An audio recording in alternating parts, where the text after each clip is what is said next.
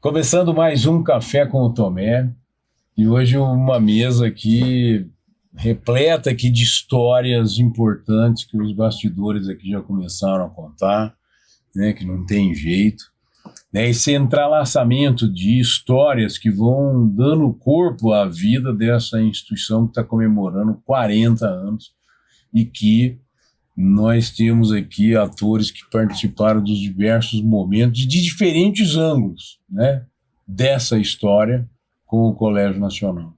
Então eu tenho aqui a minha ex-aluna Marilane Santos, que assim foi da primeira turma de terceiro ano do ensino médio. Então assim, eram 20 e poucos alunos, ainda vou resgatar o número exatinho aqui, mas acho que eram, salvo engano, 23 alunos nessa turma de terceiro ano de ensino médio, que a gente fez, inclusive, uma colação de grau lá no Coliseu, né? Foi lindo, né? Bem-vinda, Marilane, viu? Obrigada, Tomé. Muito honrada com esse convite de poder participar aqui. Voltar nessa escola é sempre uma satisfação para mim. A escola foi um divisor de águas na minha vida, na minha escolha profissional, na minha atuação profissional até hoje.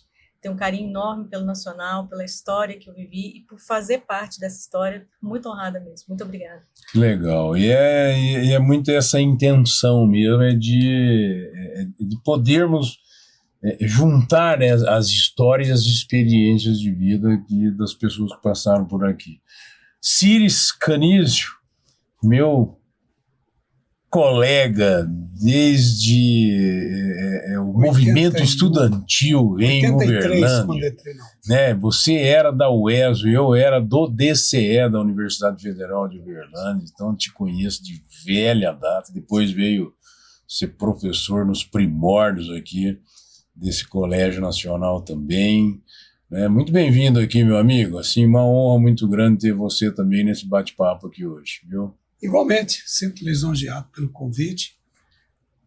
Estou aqui à disposição para dar alguns testemunhos que, de alguma forma, vão preenchendo algumas lacunas e, aos poucos, vai construindo uma narrativa histórica que eu acho que o Nacional precisa de muita coisa, e eu digo isso com toda a humildade.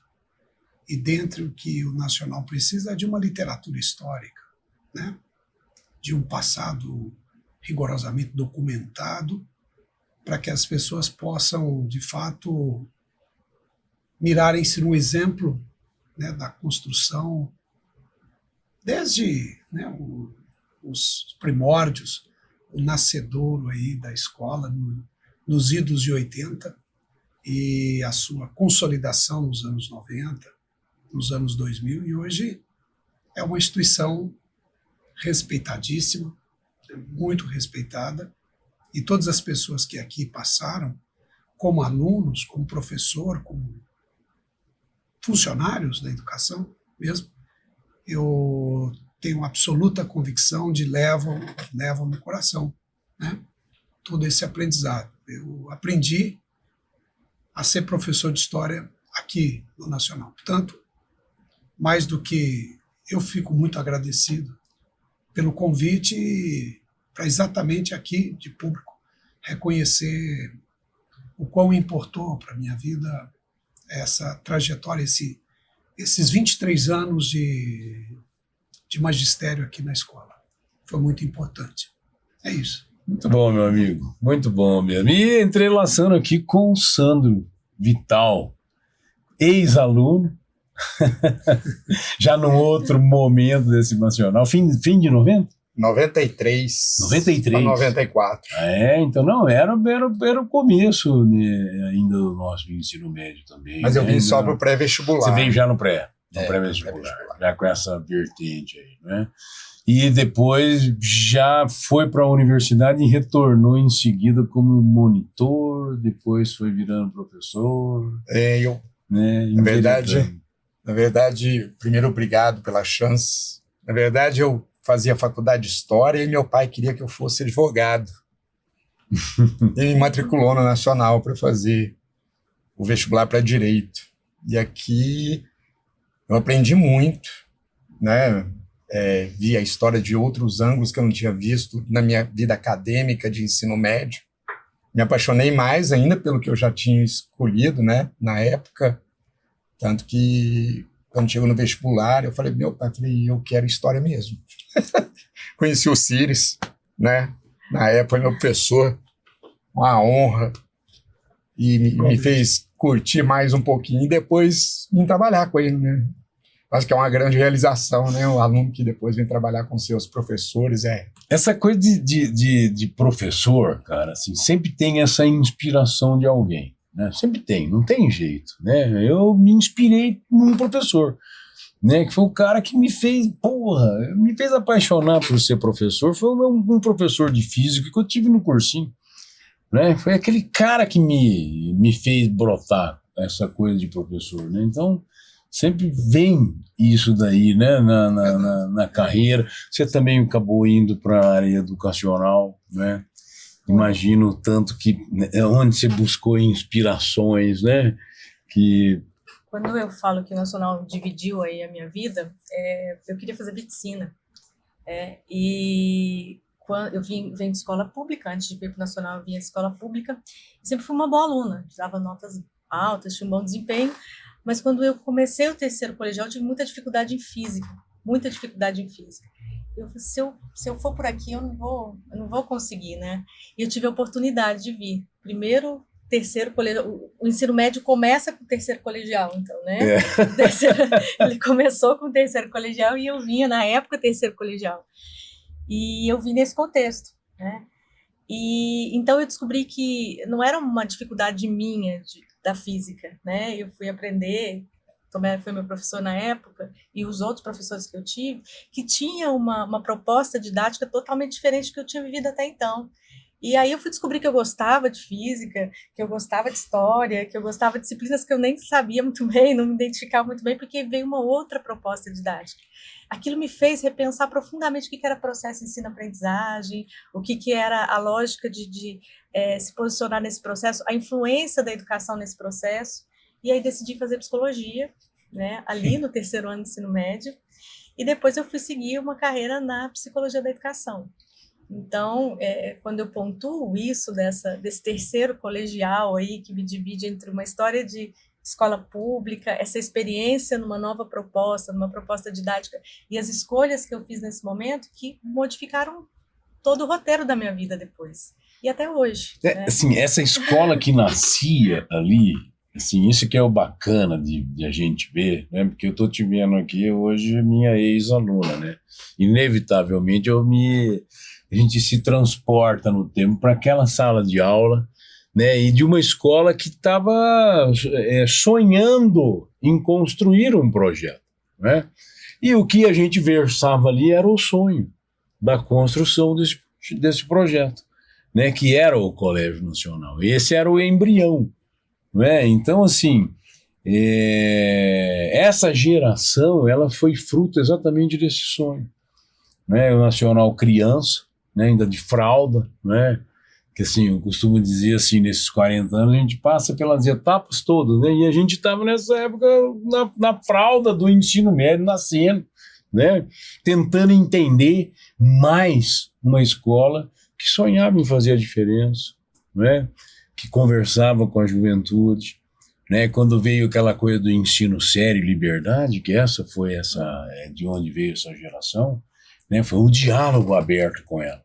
Era uma geração que clamava por liberdade de expressão, saindo de uma ditadura, né? Era uma geração que vinha, né, querendo, com gana de mostrar o potencial todo que vinha, né? E a gente pegou essa efervescência ali, eu acho que soubemos nos apropriar de maneira legal a isso, né? Eu acho que você chegou no meio disso também, Ciro. Também, porque primeiro que eu conheci o Tomé, conheci o Estécio no movimento estudantil, como você já disse, e eu já militava nas hostes das organizações mais progressistas, enfim. Era um período que lia muito, e uma coisa que acabou me catapultando para a história foi a leitura de um livro, o Germinal, do Émile Zola, que é um grande nome do realismo naturalismo francês. Eu me apaixonei por literatura, por história, pela militância, por tudo, pelo movimento estudantil e fazer alguma coisa numa perspectiva coletiva. E foi muito importante ter surgido na cidade de Uberlândia um projeto alternativo, né? Eu lembrava assim o cursinho de 40 alunos por sábado. Né? E eu lembro que até 1987 eu trabalhava noutra escola em Uberlândia. Eu trabalhava mesmo. Eu cheguei em Uberlândia, vim de patrocínio, precisava sobreviver, como todos da minha família. Fui trabalhar de operador de áudio e porteiro na escola, secretaria escolar. E eu passei a conviver com muitos professores do Anglo. Nos anos 80, o Anglo era a escola em Uberlândia, era a grande referência. A grande potência. Sim, o Nacional furou essa bolha. E isso, naturalmente, que eu acho que a cidade inteira se perguntava. A cidade era mais ou menos metade do que é hoje. Eu acredito que a cidade inteira se perguntava como é que pode uma escola desse tamanho criar tantos problemas para uma potência que não era só o Anglo. Não, era o Anglo, objetivo. Eram os 4 que controlavam o Anglo, com isso, bem a origem deles. E, de fato, isso deixou a concorrência numa situação bastante delicada, porque a elite cultural, econômica de Uberlândia começou a apostar suas fichas aqui. Eu, quando cheguei em 1992, nós tínhamos lembra as 4 turmas de terceiro colegial, pelo menos a metade de todas elas eram de alunos provenientes dessa elite, que era uma elite cultural, uma elite que pensava, que fazia sentido pagar caro para estudar na ocasião.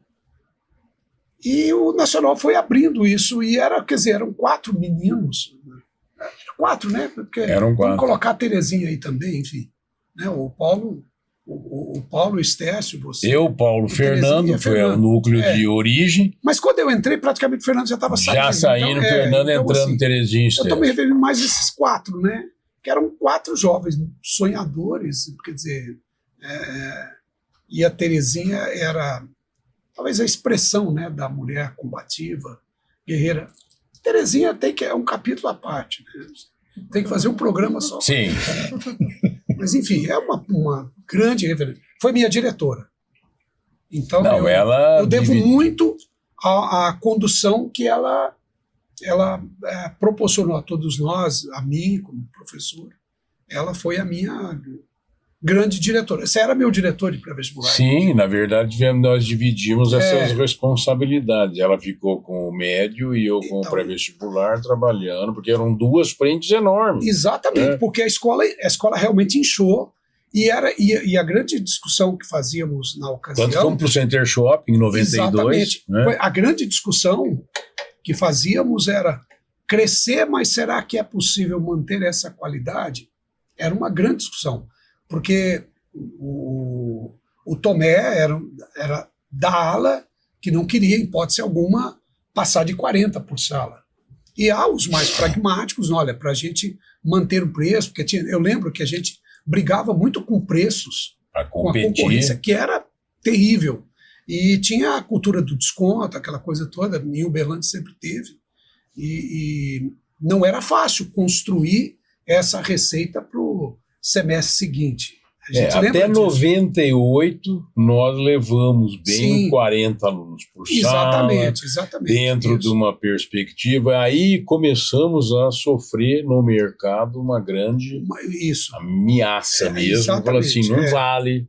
Né?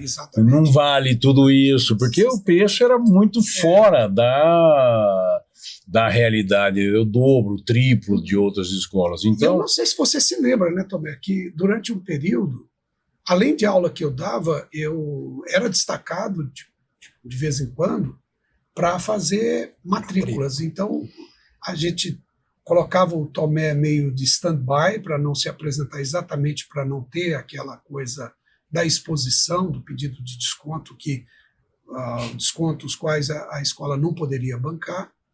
E alguns professores eram destacados para apresentar a escola para os pais. E eu fiquei muito tempo nisso. E eu entendia muito bem esse mercado, né? E foi também mais um aprendizado para mim. Deixa eu dizer. Não, o time todo, né? O time todo jogava nisso aí, jogava. né? Na verdade... Então, era uma labuta. Era comprar um projeto. Né? Eu acho que assim, o Nacional teve uma coisa que assim, muito bacana. Assim, o grupo comprou o projeto. Né? Assim, a gente sempre discutiu junto. Sim, essa construção democrática. Assim, ao longo desses 40 anos, eu tenho visto desde o nascimento, a gente lá professou uma coisa que a gente gostaria, mas a gente não era, não é? Isso. A gente não era.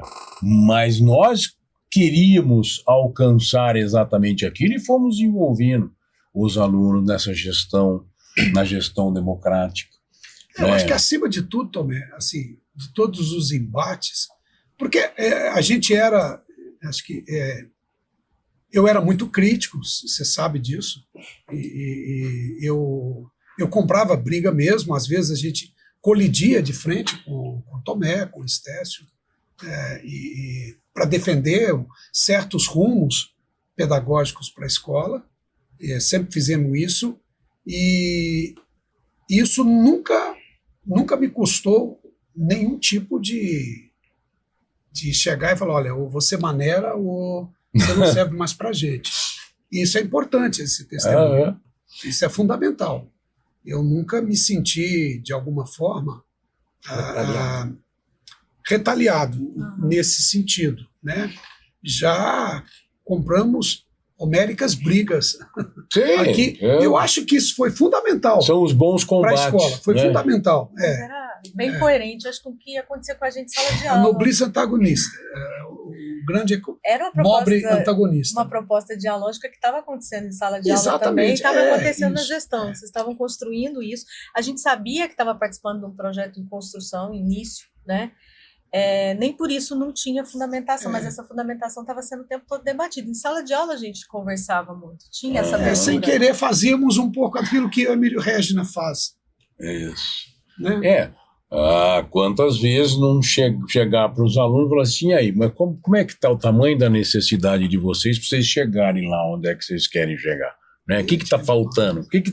Como é que vocês estão sentindo? E aí vai ajustando, não é? Então, isso foi uma coisa que nós sempre buscamos, as saídas, né? As saídas pedagógicas, né? Que a gente não tinha grana para. E dificilmente você vê um aluno falando, olha, não gostei da escola, pelo menos do período que eu estive aqui, depois eu não acompanhei mais, mas assim, eu nunca, nenhum aluno chegou para mim, olha, eu não gostei da escola, alguma coisa assim. Então, isso é motivador para a gente, hoje, médicos e todos, de chegar e reconhecer isso e te chamar de professor até hoje. Isso é uma coisa muito interessante. E é uma escola que sempre impressionou. Né? Eu falo, eu cheguei como aluno, né? Não na mesma situação que você estava no início. Eu cheguei, quando meu pai falou assim, olha, eu te matriculei num cursinho. Né? Eu falei, tava lá no Nacional. E eu lembrava do Nacional aqui, porque meu pai jogava bola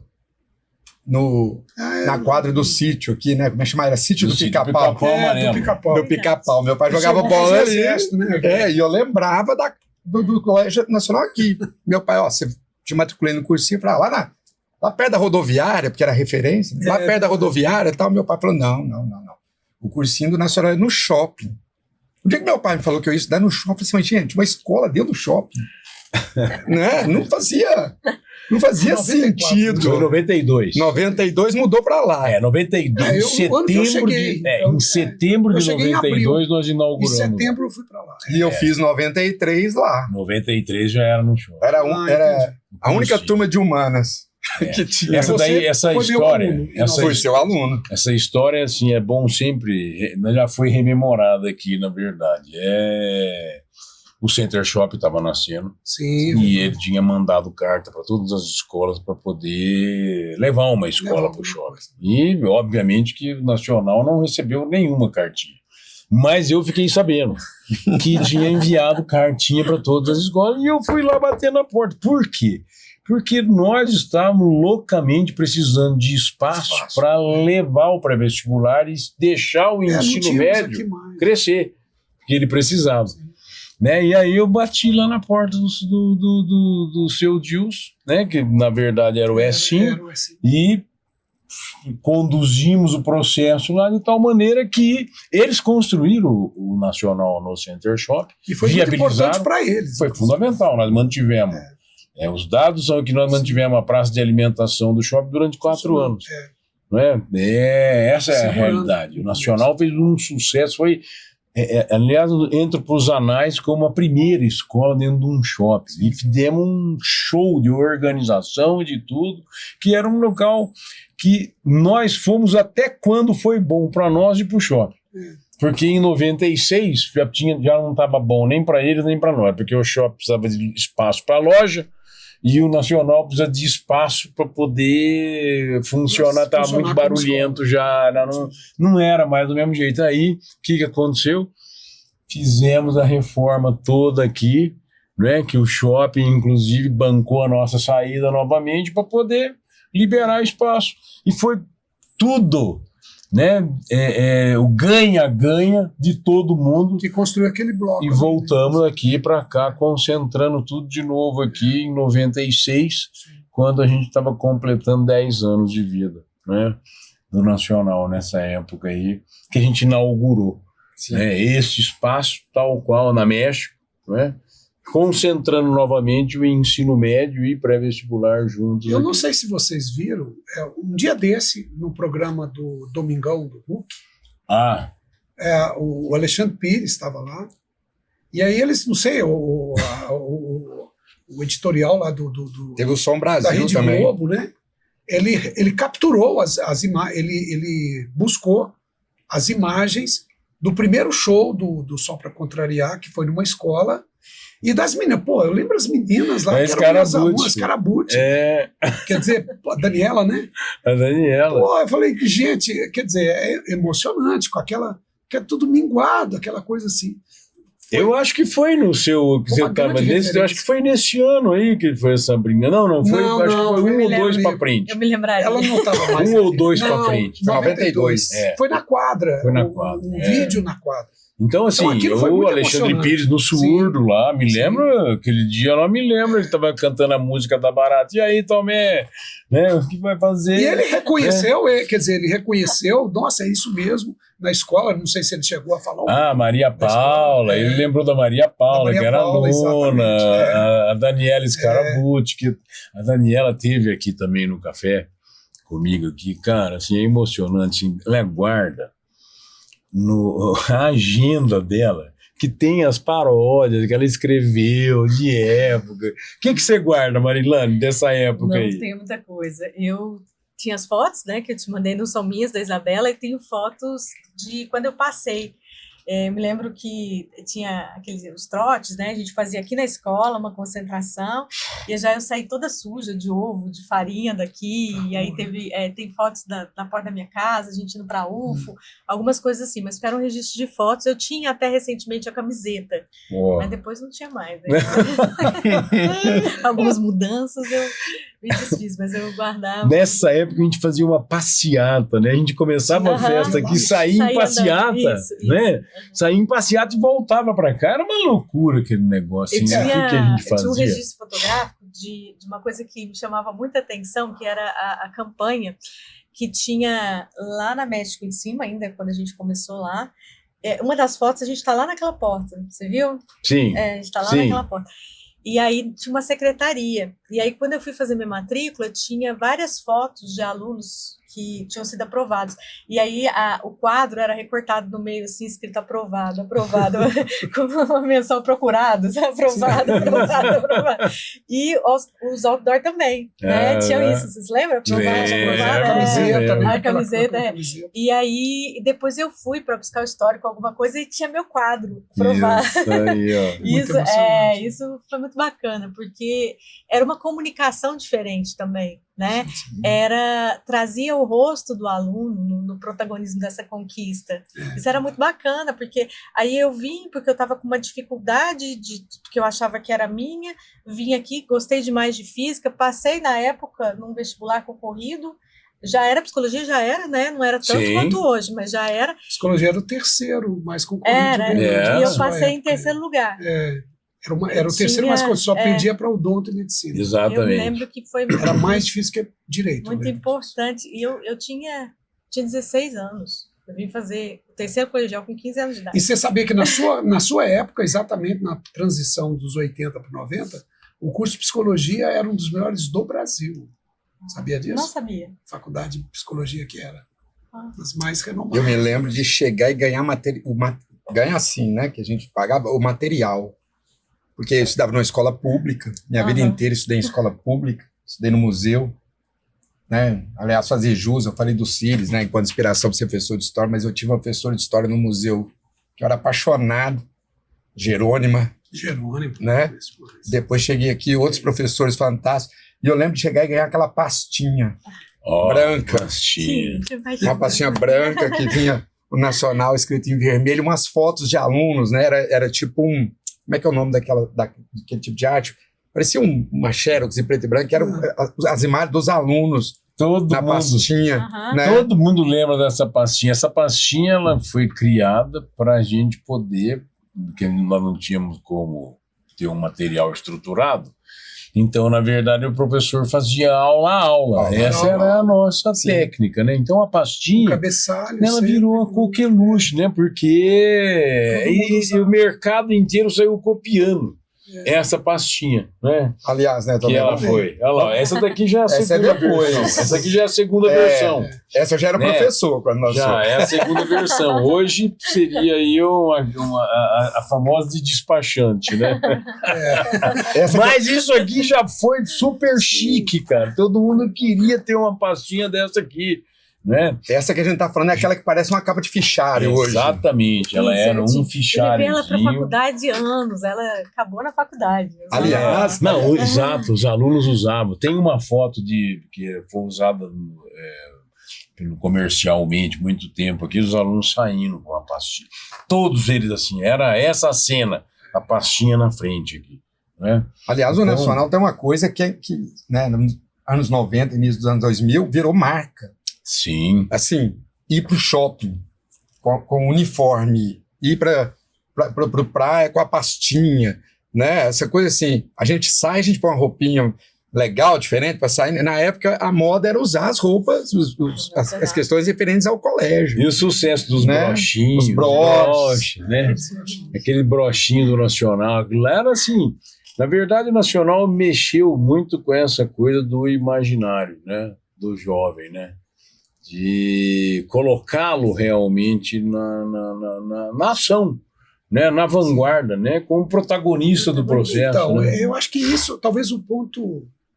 Eu acredito que tenha sido o ponto principal, assim, o que fez da escola um grande protagonismo de natureza política mesmo, que foi o movimento dos Caras Pintadas. E aquilo ali foi muito importante, né, do Fora Collor, que a escola inteira ela acabou se envolvendo naquela coisa do início dos anos 90. Praticamente estava chegando aqui. O Léo Abrão 93, tem as imagens enfim. gravadas. Sim, nós temos então, isso quer aí. dizer, O dia que foi nós... uma escola que saiu em peso, toda a escola, praticamente fez todo o trajeto, porque geralmente aqui as passeatas em Uberlândia era da Praça do Fórum até a Praça da Prefeitura, da Praça da Câmara dos Vereadores. Na ocasião funcionava lá embaixo, na Carneiro, né? Coronel Carneiro. Clarimundo Carneiro. E fazia todo esse Clarimundo Carneiro. E fazia todo esse trajeto Então a escola em peso, em 93, eu acho que 92. 92 nós tínhamos, tinha mais de 1.000 alunos já. Não, teve um. Então foi uma coisa impressionante. Saímos. Fechamos a cidade. Saímos daqui, foi 100% da escola, professores, alunos, todos, né? Encontraram com essa época eu estava de estudante universitário, encontraram com os estudantes universitários lá em frente à reitoria da UFO, na Duque de Caxias. Não, e a receptividade da cidade foi uma coisa impressionante. Era uma coisa Depois disso, Nacional passou a ser um referencial para muitas coisas, em termos de políticas públicas, inclusive, na cidade, né? O visto dessa causa. Isso foi muito importante. Os projetos culturais da escola, que eram grandes referências, né? Como eu trabalhei no Ângulo nos anos 80, tinha um MPB Ângulo, quando eu cheguei lá. E era os grandes, fechava o UTC, 4 dias, uma coisa impressionante. Então era grande referência. E depois nós criamos isso aqui nos anos 90, e foi muito bacana aquilo. O show Vista Essa Causa. Eu vinha. Estou sendo barão, eu vinha. Eu acho que essa questão de pertencimento, ela é tão afetiva, ela é construída tanto internamente, até hoje eu me sinto pertencendo. Então, provocar esse protagonismo é envolver a gente de uma forma que a gente não consegue... tem lugares que a gente deixa que a gente não quer voltar nunca mais, né? E aqui não. A gente não consegue se desvincular.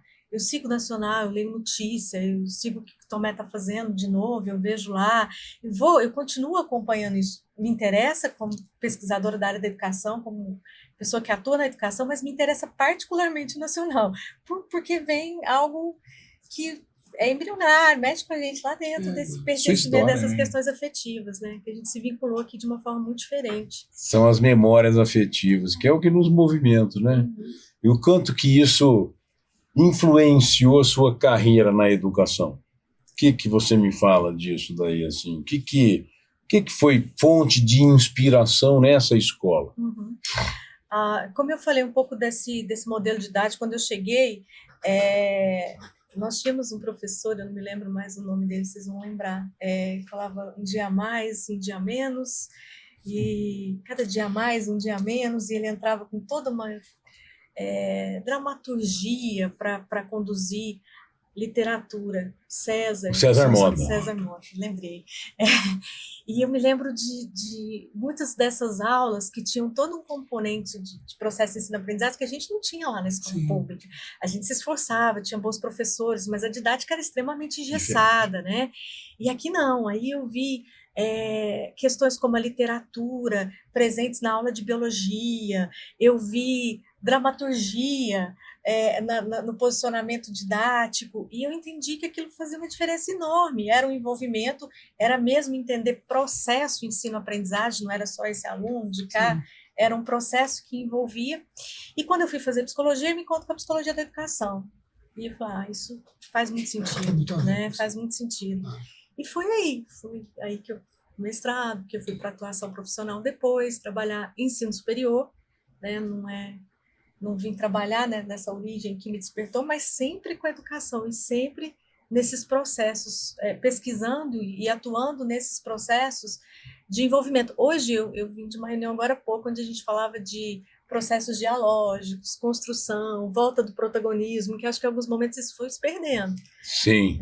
Isso foi se perdendo, eu acho que a questão da tecnologia é algo que contribui aí, a gente dialoga menos, constrói menos em conjunto e tem outros ganhos, mas a gente precisa resgatar isso numa nova roupagem, numa era de inteligência artificial, considerando tudo isso, mas a gente precisa agora ressignificar esse processo, exatamente, as relações.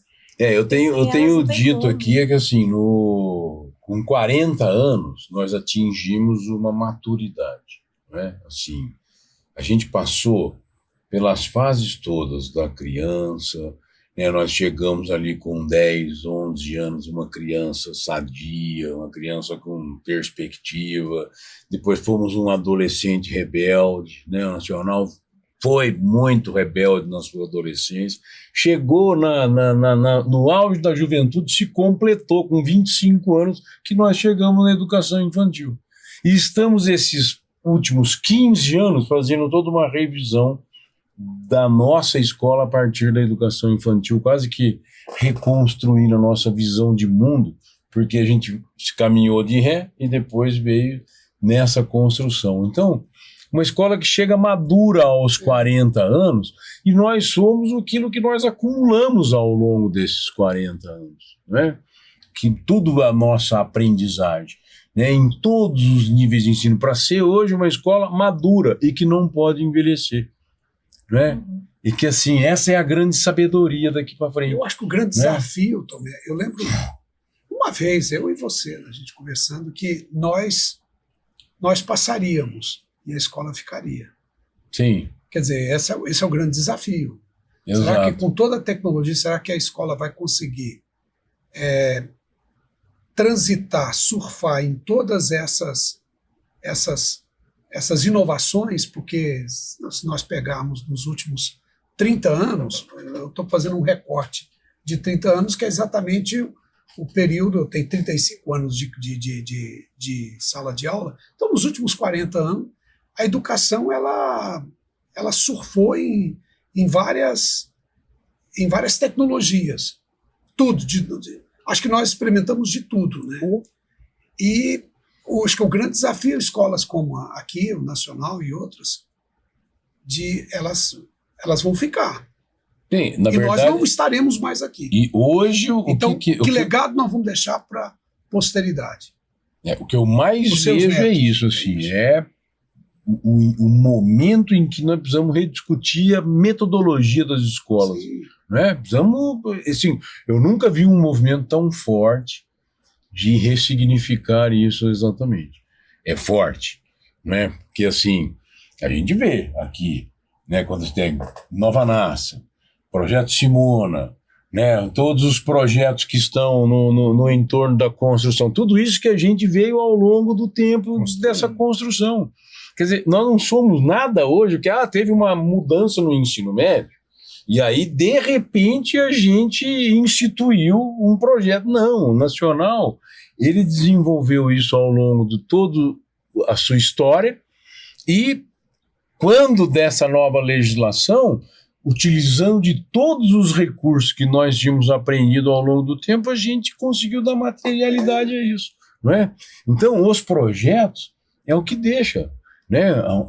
É o que movimenta, é o que mobiliza, é o que faz a pessoa ir lá na frente, é o que a gente sabe, né? Porque ele põe a mão na massa, ele experimenta, ele age, ele é protagonista, não é? Então, a juventude é isso, e a construção de uma escola que respeite o crescimento em cada uma das faixas etárias, esse é o grande desafio, compreender esses limites tênues, né, que nós temos hoje nas mais diversas faixas etárias, com um alongamento da adolescência nos dois lados, né?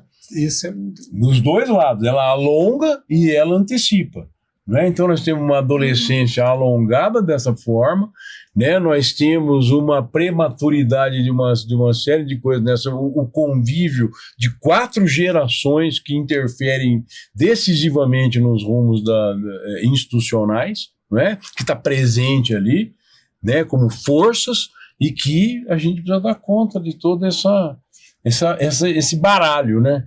Na educação. Então, a escola, ela tem que estar pronta, ela tem que produzir pesquisa, ela tem que realmente, né, essa escola que ela vem dentro de um desenhozinho aí, praticando um apostilamento aí que dá vida à escola, essa não vai caber mais, essa escola não vai caber. Encontramos-nos numa situação absurdamente paradoxal. E talvez eu possa trazer aqui 2 exemplos para a gente entender esse diálogo que, na verdade, é muito mais uma colisão, importante que seja, inclusive, uma colisão entre o que está colocado para o futuro e o que foi passado. E aí a gente pode pegar 2 coisas aqui. Primeiro, a legislação que agora estabeleceu a proibição do uso de celular pelos alunos na dependência escolar. Essa é uma coisa. Quer dizer, você tinha uma inovação e agora isso está sendo, aspas, tolhido. E que eu estou vendo isso com bons olhos, inclusive. Acho que isso tem surtido resultados interessantes. Ao mesmo tempo em que isso tem que enfrentar o avanço absurdo que a gente não sabe onde é que isso vai dar, que é a inteligência artificial. Sim. Então, quer dizer, E que nós temos que nos numa apropriar. espécie de, se estivéssemos aqui com o Eric Hobsbawm, ele diria que novamente estaríamos na Tempos esquina da saturados. história. Na esquina da história. É. Né? Que é, a gente vai olhar, nós vamos abdicar dessa tecnologia que tanto nos importou, né? Que tanto foi cara para a gente até agora, mas que produziu vícios que a gente precisa cortá-lo agora. Não, quer dizer, é impossível hoje se deixar os alunos com o seu celular em sala de aula. Muito provavelmente nós temos aí o professor, ele está diante de um adversário que ele não vai bater, que ele não vai vencer. Não porque Isso é eu acho que essa é a grande sacada, é que é um vício, né? Sim. E que o adolescente ele não tem como escolher, né? Ele não tem ainda a capacidade de escolher sozinho o tempo que ele vai ficar sob o uso. Então, essa coisa dessa ferramenta não ser possível dentro da escola é uma coisa muito positiva. Eu acho que é uma legislação avançada no Brasil, como é típico do Brasil. Né? Na sua escola, você vê alunos com crise de abstinência? Não tá tem, tranquilo, não. tá? Tranquilo. Eu também, eu estou sentindo tranquilo. isso. E como tranquilo. era esperado. E como era esperado. Isso dessa juventude, a adaptação dela é rápida. Eu acho que né? foi. Você vê agora a galera Somos no muito pátio. maduros para enfrentar, enfrentar essa briga com a tecnologia. Sim. Eu estou falando nós educadores, no sentido amplo. Hoje você vê a galera fazendo coisas que não fazia até Exatamente. Jogando, conversando, pegando jogo de damas, um jogo de cartas, as formas de interação, né? Interagindo mais entre eles, né? Isso foi importante. Mas ao mesmo tempo, a gente precisa fazer um debate sobre essa questão do uso da tecnologia, porque também não dá para falar assim, vamos largar de lado. Não. É se apropriar dela de uma forma. Eu concordo.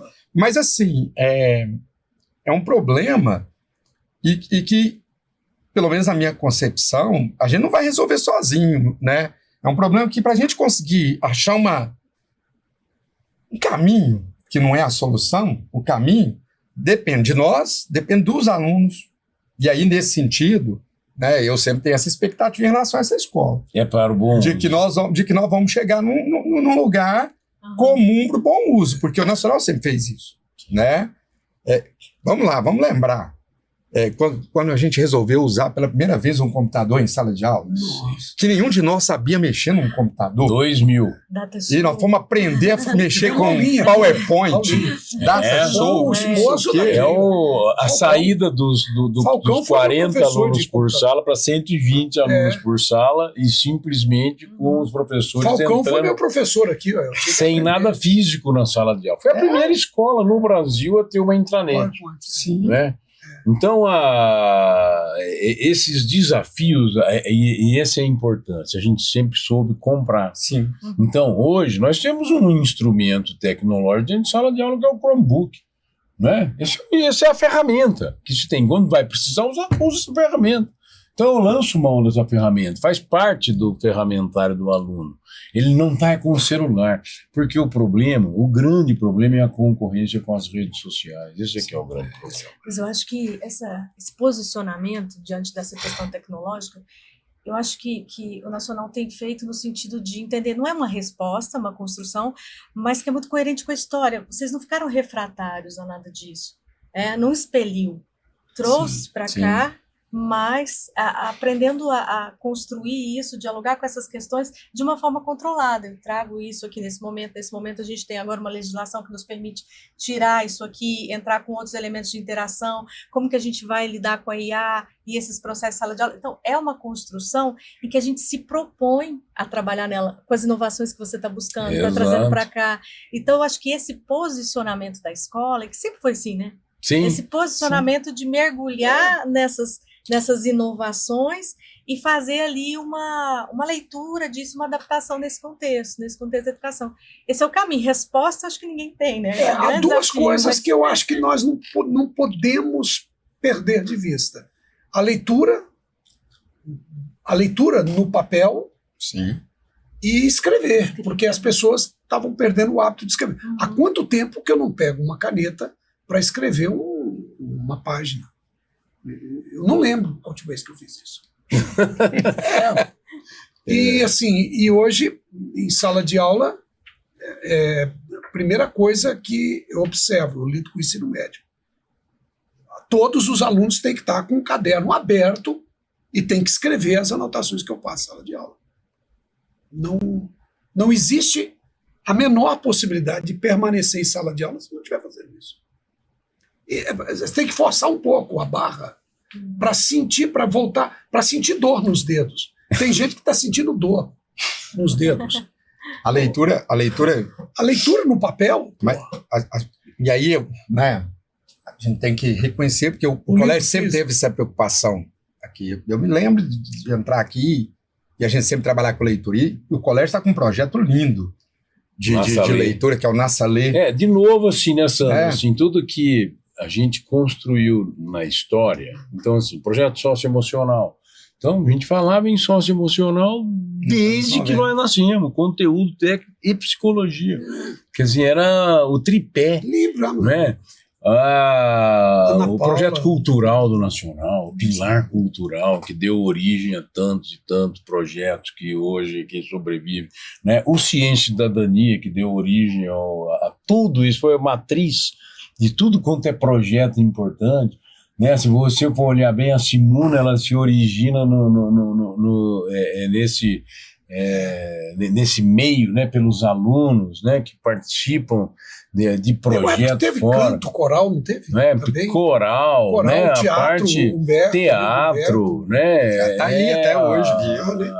Então, assim, as artes, que isso sempre significou muito para o Colégio Nacional, tudo isso aí hoje integra, na verdade, a nossa vida, né? A vida da escola. Não é possível a gente conviver aqui sem não considerando esses pilares importantes que eles só foram amadurecendo, né, ao longo do tempo, né? E a gente foi podendo fazer cada vez melhor isso, né, para chegar assim no auge da maturidade, para fazer essa grande discussão, né? O que é o que nos compete enquanto escola é o que nós temos que dar respostas às necessidades da sociedade imediata, de hoje.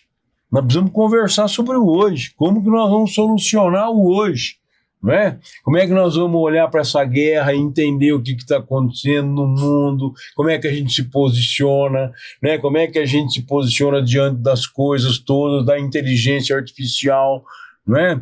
Na educação, como é que vamos provocar os estudantes aí para o uso dessa ferramenta? Há questões éticas que estão envolvendo todas essas questões, tudo isso aí, a reeducação das famílias, que hoje, queiramos ou não, é papel da escola. Nós vamos ter que cuidar das famílias, nós vamos ter que reeducar as famílias, senão nós não vamos impactar. Alguma extensão precisa ser criada. Não vamos. Não é? Para essa interlocução entre... E aí juntar as pontas, olha aqui, ó, né?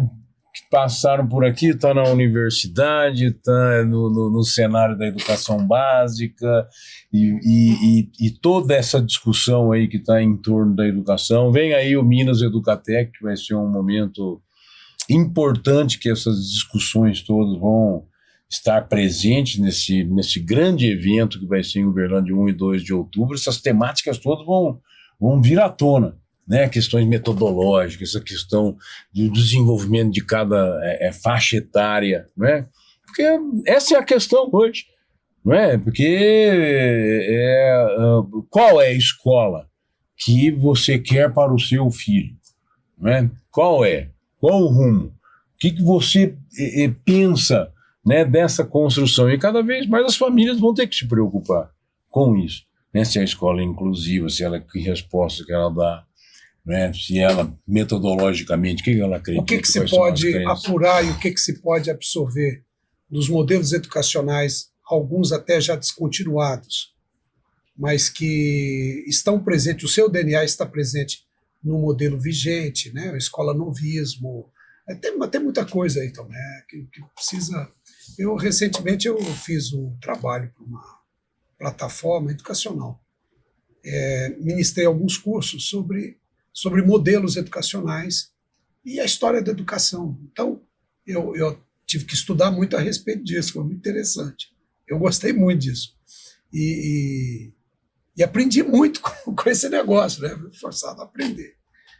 E tem muita coisa interessante, e quando eu via o que estava sendo feito na Itália, na Finlândia, que tem um modelo interessante, na Irlanda, a gente via muita coisa, a gente praticava aqui nessa escola. É uma coisa muito louca esse negócio, né?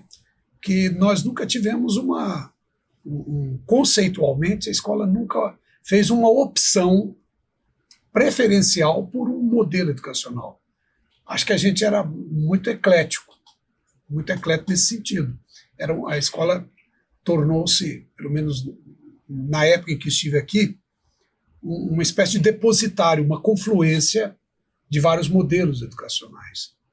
E na transição dos 80 para 90, estava exatamente essa necessidade. O mundo estava se ressignificando, era o final da bipolaridade, né, no final dos 80 e início dos 90. Muita coisa precisava ser pensada. Né, a própria concepção, veio o computador, veio a própria concepção de adolescência.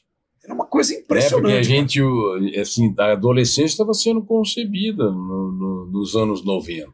Sim. Né? O conceito de adolescente hoje talvez talvez não se aplica exatamente. E agora nós vamos falar dessa segunda adolescência que está falando, que é a minha, né? Defender a minha geração agora, que é dos 60 para frente, que é a chamada nova adolescência. Eu estou incluso. Né? Por quê? Porque é uma geração que não é mais idosa. Né? Porque nós somos classificados como idosos acima de 60 anos equivocadamente, porque faz parte do nascimento de uma nova fase, que não certamente a chamada melhor idade. Né? É uma idade que as pessoas estão no auge das suas carreiras profissionais, no auge das suas possibilidades, podendo escolher o que faz normalmente, né? Isso eu faço, isso ou não, começa a escolher para onde vai jogar suas fichas, mas não quer parar. Mais do que quantidade. E não quer parar, quer qualidade. Né? Então, acho que essa e passar o bastão para a juventude fazer o que a gente já fez lá atrás, né? Que é carregar o piano, né? Eu acho que essas questões de desenvolvimento humano, elas têm que ser revisitadas, né? Se a gente constrói isso, cada contexto histórico-cultural, esse contexto totalmente diferente do que nós nascemos e vivemos a nossa adolescência, por exemplo, lógico, ele vai trazer um novo adolescente, ele vai trazer um novo idoso, que não é idoso, Sim. que não é na minha concepção da minha avó, que vai ficar fazendo crochê. Não é mais isso, né? A gente foi provocado aí por questões que a gente vivenciou, e o jovem com o qual a gente está lidando hoje, ele é de uma geração que ele começa numa geração de celular, começa com uma geração de tecnologia, então ainda traz mais diferenças ainda na forma de sentir, no imediatismo, nas questões você estava falando sobre ele ainda não tem capacidade de decidir, é porque essa internalização de normas para que eu faça escolhas, determinadas escolhas, né, que a gente chama de autonomia, né, eu tenho essas normas internalizadas, esse processo agora foi estendi, demora. Prorrogado. Eu tenho mais tempo para fazer isso, eu posso fazer isso depois. E a gente não. A gente rapidamente teve que fazer escolhas, e olha que com a sorte de escolhas de poder fazer faculdade, de poder fazer ali, construir um tempo de carreira, fazendo uma faculdade. Muitos da nossa geração tiveram que ir imediatamente ao mercado de trabalho. Não tinha esse tempo, essa possibilidade. E hoje a gente está vendo agora esse jovem, ele ainda vai demorar para essa autonomia, para essas decisões, porque ele é cercado de cuidados ali e de possibilidades nesse contexto que lhe permite isso num outro momento. A gente tem que considerar isso tudo, vai mudar, Sim. Já está mudando todas essas concepções para nós, né? E fazendo a história com a história acontecendo, não dá para parar para planejar, né? Um pouco isso que vocês estão buscando na escola. Exato. E tecer toda essa história aqui, ela é fundamental para poder saber de onde a gente veio, por que a gente está fazendo isso, né? Por que o rumo é esse. Então eu quero, assim, agradecer muito mesmo. A gente podia ficar conversando uma semana aqui, né? Tem assunto, assim, né? Nós não falamos do pai, Sandro, do pai, né? De aluno da escola, que tem o olhar de pai, que outra experiência. O olhar agora de quem está recebendo o aluno daquilo lá na faculdade, né? Tá vendo de outro ângulo, né? É muito legal mesmo, assim. Muita gratidão aí pela conversa aqui e espero que acompanhem, né, o desenvolvimento, todo esse trabalho, vai o ano inteiro aqui, e isso aqui vai originar lá na frente todo um documentário, né, que vai ser feito, um livro que vai ser originado daí também, desses cafés, né, fazendo o selo dessa história, né, desses 40 anos, das quais, assim, eu tenho muito orgulho de vocês terem feito parte. Muito obrigada. Eu acho que nem se você quisesse, você vai poder se livrar de nós, ex-alunos. Eu acho que eu falo aqui, eu consigo representar boa parte desses ex-alunos nessa minha fala, porque eu sempre estou em contato, em convívio com pessoas que estão estudando, estudaram, estão com os filhos estudando, tem sempre uma história que passa por aqui. E esse tema do pertencimento, dessa relação afetiva com a escola, então a gente continua se sentindo pertencente. E aí isso você não controla, isso você não vai poder fazer nada com isso, nós vamos sempre querer fazer parte do desenvolvimento. E como eu fico, na verdade isso me enche de muita energia. A escola nos criou, a gente também criou esse movimento, né, uma dialética aí nessa relação, e ela passa a pertencer de uma forma que a gente não se desvincula. Eu agradeço muito poder voltar aqui, é cheio de memórias para mim, de memórias muito agradáveis, revisitar essa história, né, pensar na nossa trajetória, por que a gente veio estudar e construiu essa pergunta que você fez, por que educação, e pensar tudo isso, é muito importante essas reflexões para a gente entender do sentido que isso tudo faz para a gente. Acho que não tem nada mais importante na nossa vida, no acordar todos os dias, perguntar a nós mesmos, conversarmos um pouco do que sentido que tem isso para mim. E faz muito sentido tudo isso. Então, eu agradecer. Que bacana. Fico muito feliz de ouvir isso, viu? De você, de maneira muito especial. Obrigada. Cires. Então, estou bastante lisonjeado, primeiro pela companhia aqui, nobre, dos colegas, né? Seu último testemunho, eu fiquei absolutamente encantado com você, em 5 minutos, 4 minutos, fez uma síntese simplesmente sensacional, que eu não tinha lido ainda a respeito disso. Achei muito interessante sua intervenção. Parabéns por isso, inclusive, né? A presença de Sandro, né? Voltar aqui nas dependências da escola depois de alguns anos, isso para mim me enche muita alegria. Vou continuar sendo um grande espectador da trajetória da escola aqui, de outras escolas, enfim, e acompanhar, muito feliz com o que está acontecendo. Ou seja, nem tudo está perdido, né? Eu acho que aqui se busca salvar muita coisa nesse turbilhão chamado tempo. Tempo. Sandro. Bom, agradecer mais uma vez a oportunidade de estar com pessoas, né? Eu não conhecia e fiquei encantado. Podia te ouvir assim a noite inteira. Também não conhecia. Né? prazer. Obrigada. Tá aqui com meu amigo, que eu Amigos, faço questão de falar, né, que é meu amigo, eu trato como se fosse um pai há muitos anos, porque tem uma relação muito bacana, muito especial. Você sabe que a E- recíproca é verdadeira. E de estar, assim, num colégio, hoje, a gente hoje ouve falar muito de pedagogia de projeto, né? Sim. Desse, né? E está num lugar que pedagogia de projeto já está no gene, porque o Nacional sempre foi a pedagogia de projetos, né? Então, é um lugar bacana de trabalhar, são projetos lindos, são profissionais maravilhosos, alunos que se envolvem.